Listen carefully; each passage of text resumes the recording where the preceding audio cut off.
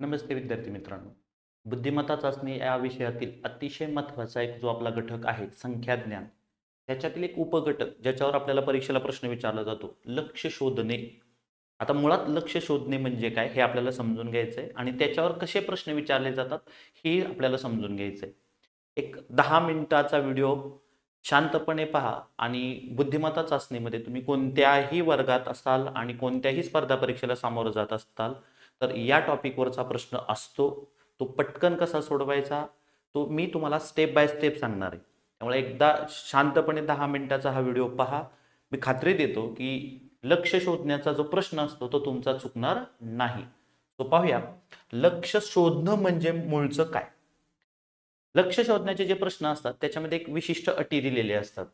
त्या अटीनुसार आपल्याला जो काही प्रश्न दिलेला असेल तो सोडवायचा असतो. प्रश्न नीट वाचायचा असतो.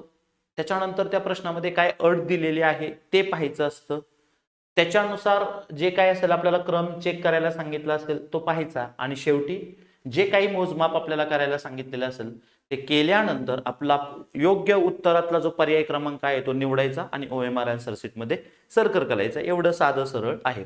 पाहूया, स्टेप बाय स्टेप पाहूया. मुळात लक्ष्य शोधणं म्हणजे काय. प्रश्नामध्ये प्रश्न नीट वाचायचा. एक यादी दिलेली असेल, एक सिक्वेन्स दिलेला असेल, संख्येची यादी दिली असेल. त्या संख्येच्या यादीमध्ये एक विशिष्ट अट आपल्याला सांगितलेली असेल. ती जी अट आहे त्याच्यामध्ये एक विशिष्ट अंक महत्वाचा असेल. समजा 3 हा अंक, 5 हा अंक, काहीतरी एखादा विशिष्ट अंक असेल.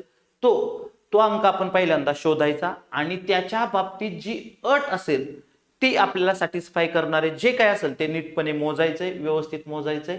अशा पद्धतीने आपण हे प्रश्न शोधणार आहोत. अशा पद्धतीने या प्रश्नांना आपण सामोरं जाणार आहोत. म्हणजे तुम्हाला एक लक्षात आलं पाहिजे, एक सिक्वेन्स दिलेला असेल, संख्या मालिका दिलेली असेल. त्या संख्या मालिकेमध्ये एक विशिष्ट अंक आपल्याला महत्वाचा असणार आहे, ज्याला आपण लक्ष्य अंक असं म्हणू. लक्ष्य अंक शोधणे असा अर्थाने आपण ते पाहू. त्याच्या आधीचा, त्याच्या नंतरचा, त्याच्याबद्दलची अट आपल्याला एखादी दिलेली असेल ती आपण नीट समजून घ्यायची आणि मग प्रश्न सोडवण्याचा प्रयत्न करायचा आहे. समजा अजूनही लक्षात आलं नसेल तर पहा काय होतंय. कधी कधी अट काय असू शकते, एखादा लक्ष्यांक आपल्याला दिलाय, त्याच्या मागील म्हणजे त्याच्या आधीचा नंबर किंवा त्याच्या मागील नंबर या पद्धतीने आपल्याला प्रश्न विचारला जाऊ शकतो. लक्ष्य अंक जो आपण निवडलेला आहे, जो प्रश्नामध्ये दिलेला आहे, त्याच्या आधी, लगेच आधी, कधी कधी एक अंक सोडून असं पण असेल, पण अगदी सोपं सरळ सांगूया आपण की लगेच आधी कोणता अंक आलेला आहे, लगेच नंतर कोणता अंक आलेला आहे. कधी कधी दोन्ही पण विचारलं जातं, आधी कोणता अंक आलेला आहे, नंतर कोणता अंक आलेला आहे, किंवा तो अंक पण दिला जातो की असाच आहे का, सम आहे का, विषम आहे का. या पद्धतीने आपल्याला प्रश्न विचारला जाऊ शकतो. सर अजूनही लक्षात आलेलं नाही. बरं, माझं म्हणणं काय आहे, मी जे तुम्हाला सांगतोय त्यातले 1-2 मुद्दे तुमच्या लक्षात येत आहेत का बघा बाळांनो. पहिला प्रश्न मी काय सांगितला, आपण काय शोधतोय, लक्ष्य शोधणे. मुळातच लक्ष्य शोधणे ह्या नावातच खूप आहे. आपल्याला जी संख्या मालिका दिलेली असेल त्याच्यामध्ये प्रश्न ज्या अंकाबद्दल आहे ते आपलं लक्ष्य. त्याच्यानंतर आपल्याला चेक करायचंय प्रश्नामध्ये अट काय दिलेली आहे. कळतंय मी काय सांगतोय ते. अट काय दिली, मग आता ती अट काय असू शकते हे आपण उदाहरणाच्या सहाय्याने देखील समजून घेऊ.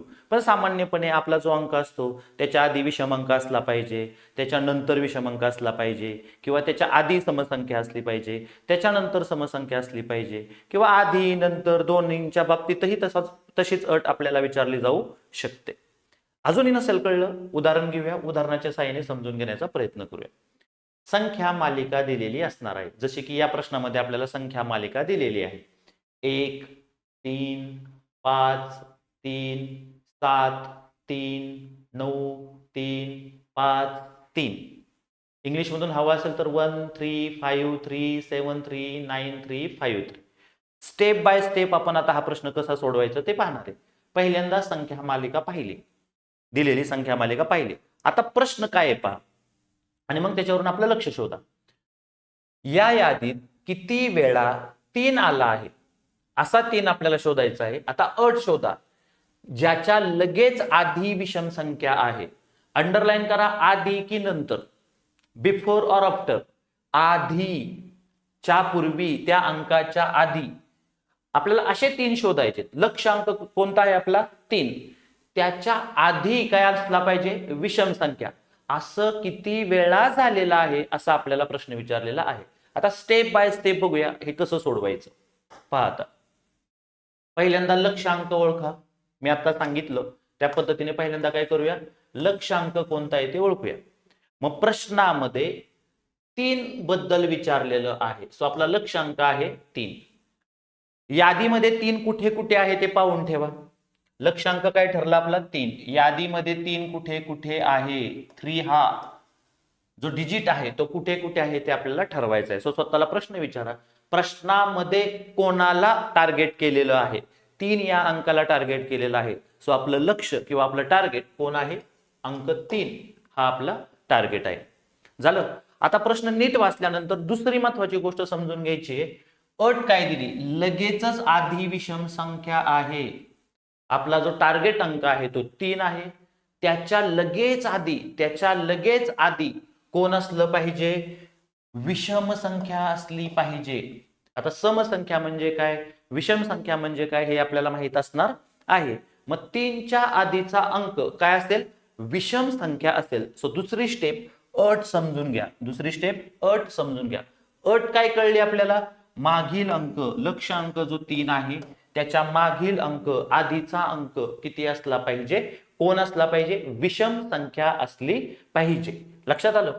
ठीक आहे. आता प्रत्यक्ष चेक करायचं आणि प्रत्येक 3 चेक करायचा की त्याच्या आधीचा अंक कोणता आलेला आहे. तो 3 त्याच्या आधी कोण आलेला आहे, 1.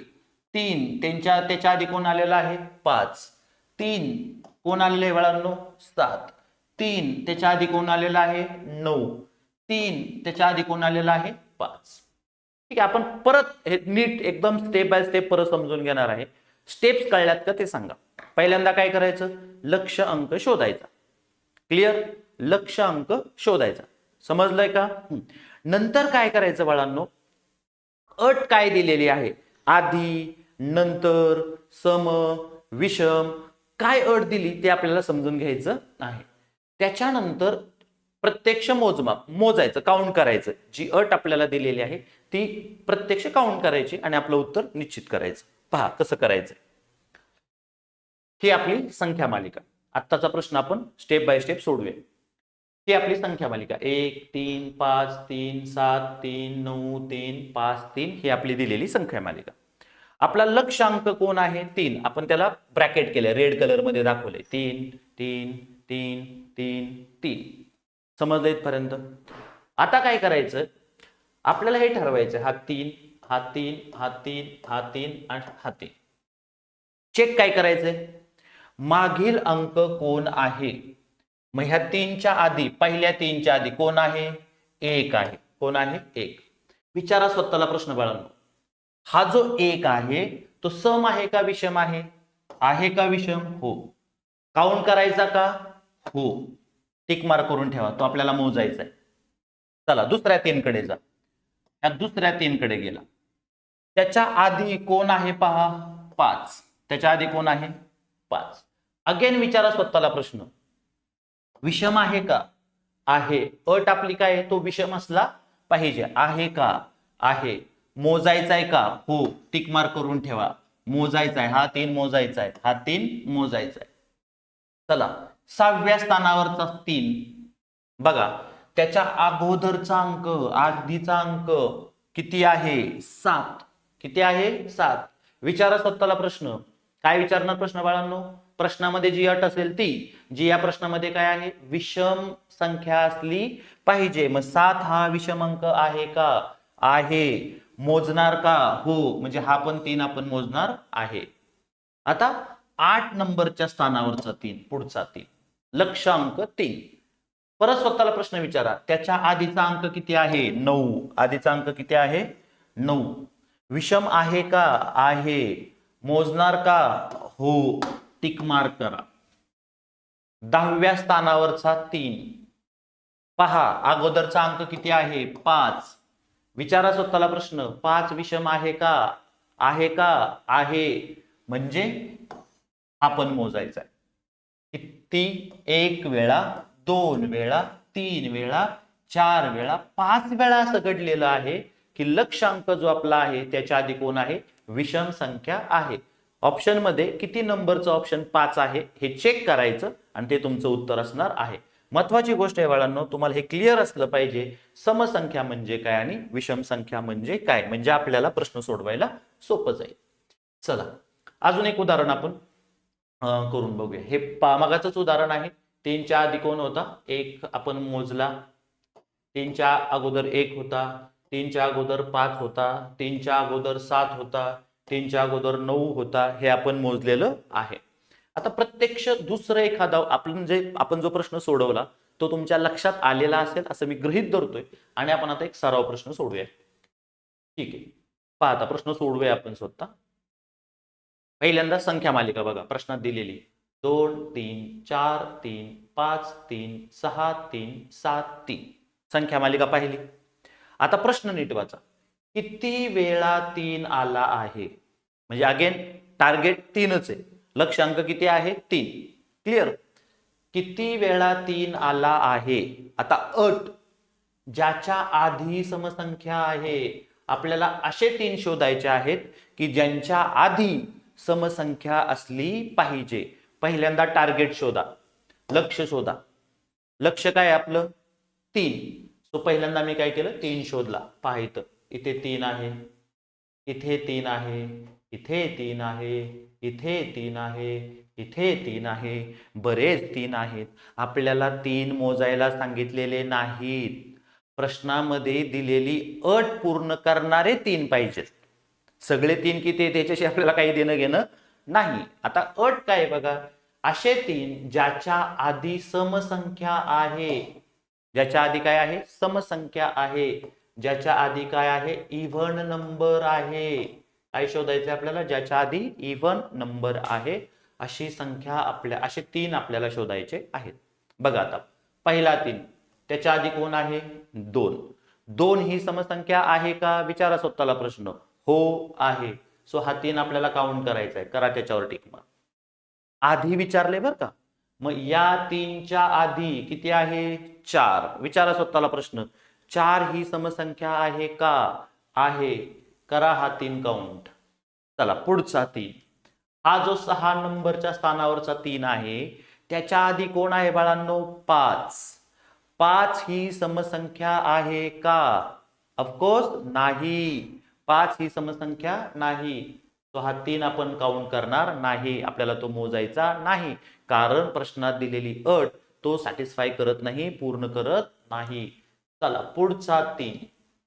3च्या आधी कोण आहे 6 आहे. 6 सम आहे की विषम आहे, ऑफकोर्स 6 ही संख्या काय आहे सम आहे. मग आपल्या प्रश्नाची अट पूर्ण झाली का, झाली. म्हणजे हा 3 आपल्याला धरावा लागणार आहे, मोजावा लागणार आहे. आता शेवटचा 3. शेवटचा जो 3 आहे त्याच्या आधीचा अंक कोण आहे बाळांनो 7.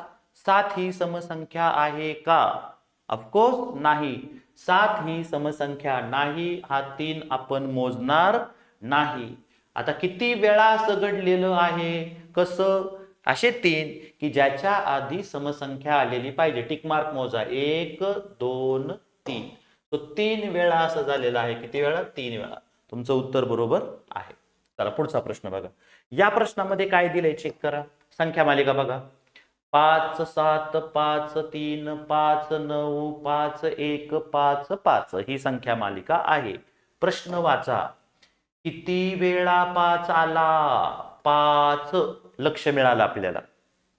लक्ष शोधणे. आपल्या लेक्चरची सुरुवातच कशाने झाली होती, लक्ष शोधणे. कोण आहे 5.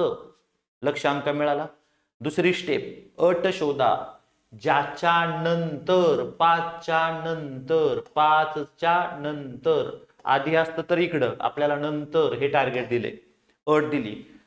5च्या नंतर विषम संख्या असली पाहिजे. काय असली पाहिजे, विषम संख्या असली पाहिजे. चला पहिली सगळ्यात महत्वाची स्टेप लक्ष अंक शोधणे. मग लक्ष अंक कोण आहे 5. हा 5, हा पण 5 शोधला, हा पण 5 शोधला, हा पण 5 शोधला, हा पण 5 शोधला, हा पण 5 शोधला. आता प्रश्न, किती वेळा 5 आला? लक्षांक 5. अट शोधा. त्याच्यानंतर विषम संख्या आहे, त्याच्यानंतर विषम संख्या आहे. बघा, हा जो 5 आहे त्याच्यानंतरचा अंक कोण आहे? 7. 7 ही समसंख्या आहे का विषम संख्या आहे? 7 ही विषम संख्या आहे. हा जो 5 आहे तो उदाहरणाची अट पूर्ण करतो. चला या 5 कडे या.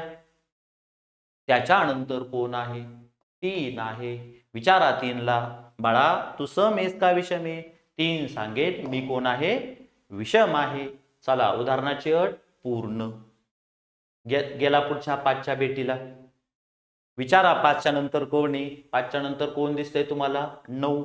विचारा 9 ला, सम आहे का विषम आहेस? 9 सांगेल मी विषम आहे. मी उदाहरणाची अट पूर्ण करतो. त्याच्यानंतर पुढचा 5. 5 नंतर कोण आहे? 1. 1 कोण आहे? सम आहे की विषम? विषम. सो हे 5 सुद्धा आपल्या प्रश्नाची अट पूर्ण करतो. त्याच्यानंतर आला हा 5. 5 नंतर परत कोण आहे? 5च आहे. 5 परत कोण आहे? विषम संख्या. अट सॅटिस्फाय. आणि आता ह्या 5 नंतर कोण आहे का? नाही. त्यामुळे त्या 5 वर टिक मार्क होणार नाही. फसायचं नाही, तुम्ही फसावं म्हणूनच मुद्दाम त्यांनी 5 दिलेला आहे.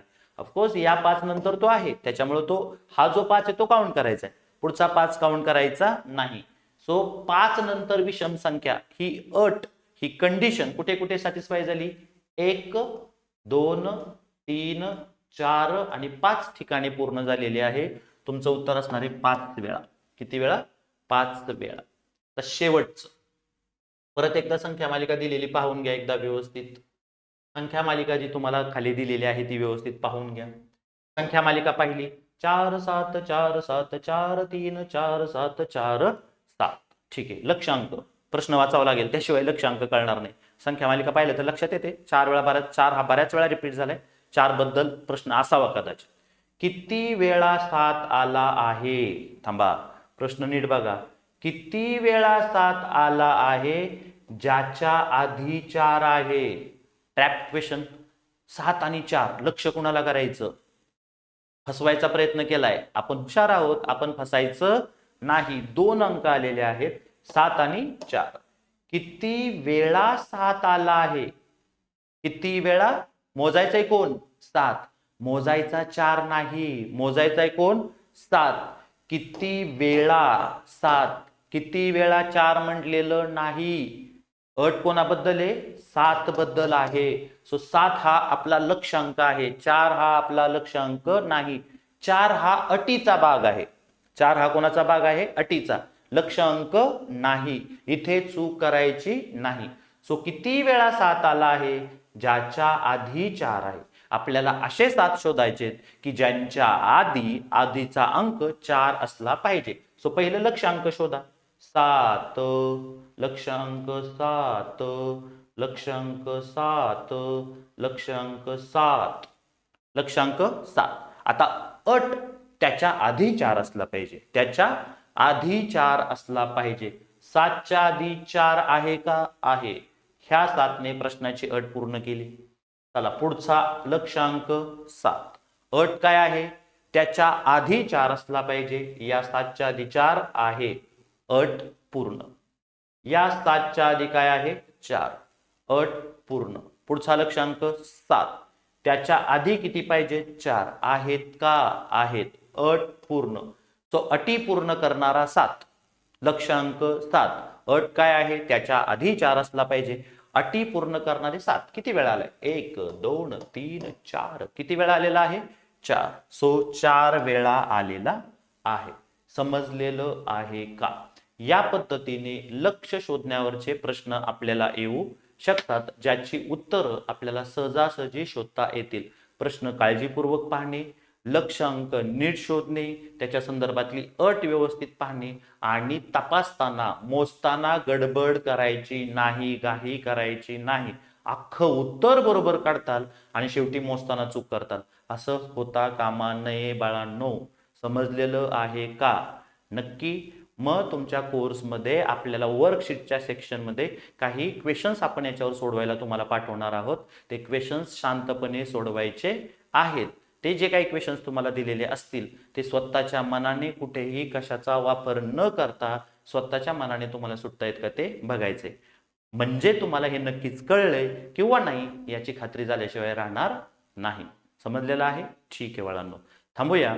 मी निलेश चिपलकर सर पुन्हा भेटूया नवीन लेक्चरसह. थँक्यू.